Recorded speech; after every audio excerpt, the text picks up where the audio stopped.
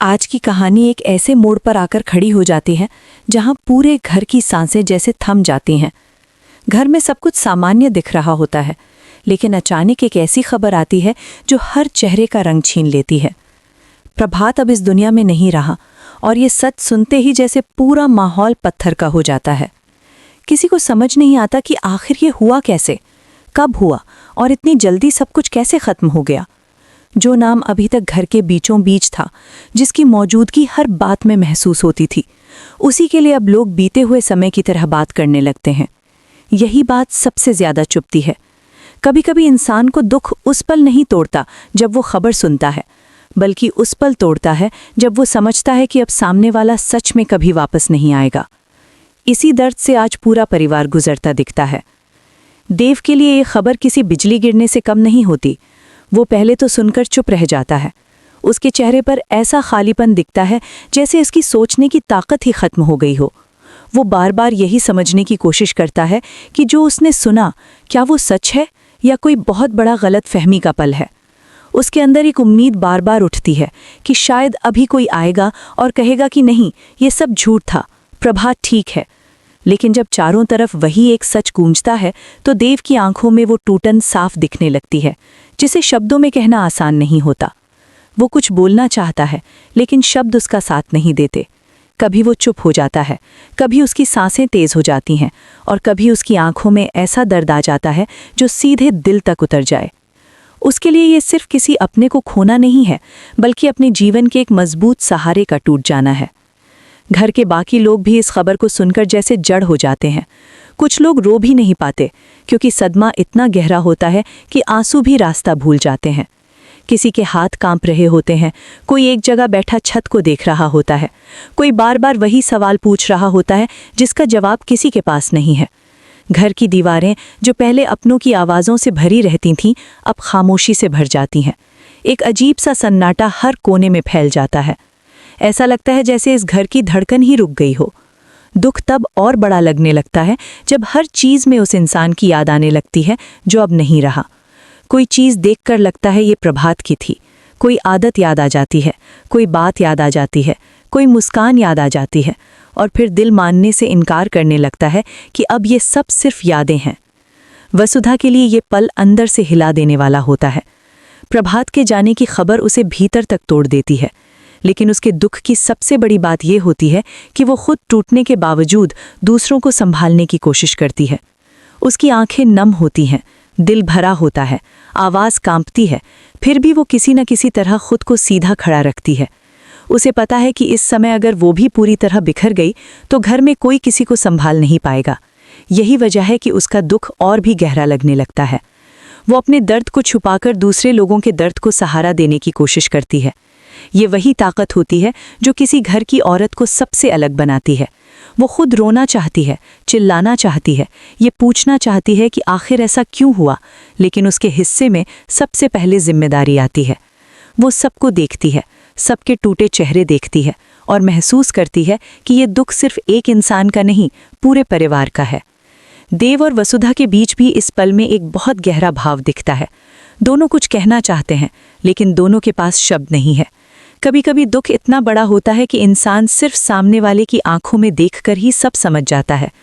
देव की आंखों में सवाल है, दर्द है, पछतावा है, और वसुधा की आंखों में चिंता है, टूटन है, और एक ऐसी मजबूरी है जो उसे मजबूत बने रहने पर मजबूर करती है।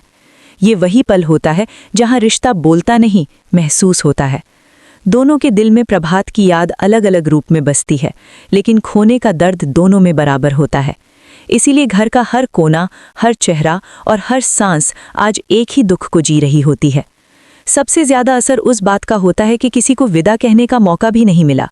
जब कोई अपना अचानक चला जाता है तो उसके साथ अधूरी बातें भी दिल में रह जाती हैं। यही अधूरापन सबसे ज्यादा चुभता है। देव शायद सोचता होगा कि काश उसने प्रभात से आखिरी बार ठीक से बात की होती, काश उसने कुछ और समय उनके साथ बिताया होता, काश वो उन्हें रोक पाता, बचा पाता, या कम से कम एक बार गले लगा पाता। यही काश इंसान को अंदर से खा जाते हैं। परिवार के बाकी लोग भी अपने अपने हिस्से के पछतावे में डूबने लगते हैं। कोई सोचता है कि पिछली बार उसने ठीक से बात क्यों नहीं की, कोई सोचता है कि छोटी छोटी नाराज़गियाँ अब कितनी बेकार लग रही हैं। जब मौत सामने आ खड़ी होती है तब रिश्तों की सारी दूरियां कितनी छोटी लगने लगती हैं, और यही बात इस मोड़ को बहुत ज्यादा भावुक बना देती है। प्रभात का जाना सिर्फ एक सदस्य का जाना नहीं लगता, बल्कि जैसे घर की एक पूरी पहचान ही खो गई हो। कुछ लोग घर में सिर्फ मौजूद नहीं होते, वे घर की रूह बन जाते हैं। उनकी हंसी, उनका तरीका, उनका समझाना, उनका चुप रहना, उनका होना, सब मिलकर एक ऐसा एहसास बनाते हैं जो सबको जोड़ता है। जब वही इंसान अचानक चला जाता है तब हर कोई बिखरा हुआ लगने लगता है। यही हाल अब इस परिवार का है। रिश्ते अभी भी हैं, लोग अभी भी हैं, घर अभी भी है, लेकिन फिर भी कुछ बहुत बड़ा कम हो गया है। उस कमी को कोई छू नहीं सकता, पर हर कोई महसूस कर सकता है। इस पूरे दुख के बीच एक और बात बहुत गहराई से सामने आती है, और वो है खामोशी का दर्द। हर कोई अपने तरीके से रो रहा है, लेकिन कई बार बिना आवाज़ के रोना सबसे ज़्यादा भारी होता है। देव की चुप्पी, वसुधा की भीगी आंखें, परिवार का टूटा हुआ भरोसा और हर चेहरे पर फैला खालीपन, ये सब मिलकर कहानी को एक बहुत गहरे भाव तक ले जाता है। यहाँ दुख सिर्फ दिखाया नहीं जाता, महसूस कराया जाता है। ये वही मोड़ है जहाँ दर्शक भी सिर्फ देखने वाले नहीं रहते, बल्कि इस दर्द का हिस्सा बन जाते हैं। हर किसी को अपने जीवन का कोई ना कोई खोया हुआ रिश्ता याद आने लगता है। यही वजह है कि ये पल कहानी का सबसे भारी और सबसे असरदार मोड़ बन जाता है। आज का ये हिस्सा साफ बता देता है कि अब कहानी पहले जैसी नहीं रहने वाली। प्रभात के जाने से सिर्फ एक दुख भरा पल नहीं आया, बल्कि एक ऐसी लहर उठी है जो हर रिश्ते को, हर फैसले को और हर आने वाले सच को प्रभावित करेगी।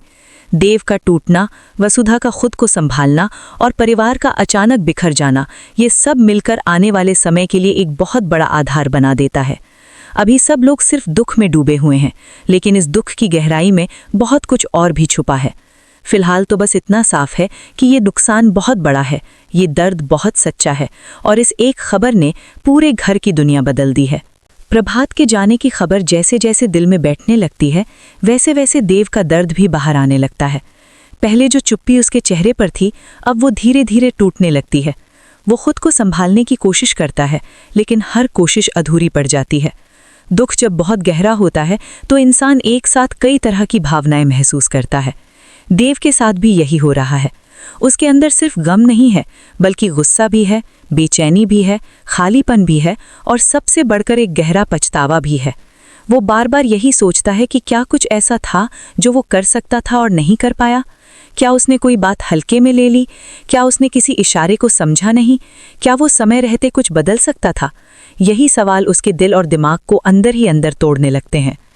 वो खुद को दोष देने लगता है।